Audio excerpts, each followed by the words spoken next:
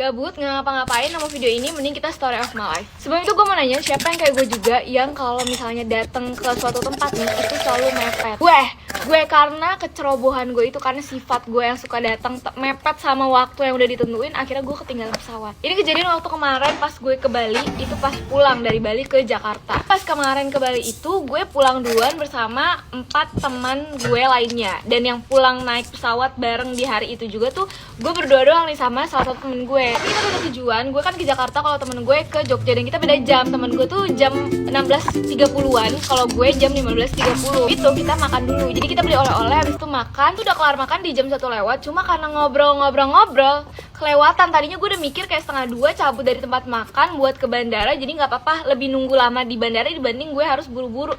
Tapi karena ngobrol keterusan, terus juga foto-foto, jam 2 lah gue baru cabut dari tempat makan. Ini masih aman karena gue mikir ya udah, gue flight itu kan 15.30, setengah 4, masih ada 1,5 jam lagi. Cuma nih orang kan baru pertama kali naik pesawat sendiri ya kan, nggak mikirnya ada yang namanya penutupan check-in. Jadi kayak check-in tuh seharusnya udah ditutup setengah jam atau bahkan 1 jam sebelum keberangkatan. Kita cerita akhirnya nyampe di bandara, gue nyampe 2:30, terus gue harus ngantri check-in juga. Itu sekitar pas gue nyampe ke depan nih, masnya itu udah jam 3 kurang 10 menit. Pas gue bilang untuk keberangkatan 15.30, masnya langsung bilang, loh 15.30 ini mau udah ditutup dari tadi. Pas denger itu gue langsung, jantung gue kayak udah mau copot. Gue ngomong ke masnya, mas tolong mas bisa nggak satu lagi. Gue tuh udah bergetar, udah pengen nangis. Itu gue panik, gue langsung nelfon bapak gue sambil nangis-nangis. Pertama kalinya gue nangis di depan umum. Gue nggak peduli orang-orang pada ngeliatin gue tuh, yang di bandara pada lalang ngeliatin gue teleponan sambil nangis-nangis. Kalinya juga gue nangis di depan umum selama itu kayaknya sejam deh. Pokoknya selama gue ngurus tiket. Jadi akhirnya gue harus beli tiket baru lagi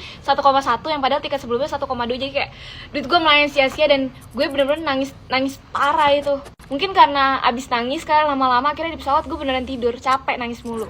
Abis itu gue kapok deh, berangkat mepet-mepet tuh, aduh nggak deh. Dan kalau kalian punya pengalaman yang sama nggak, karena keberangkatan kalian suka mepet jadi membuat kalian rugi?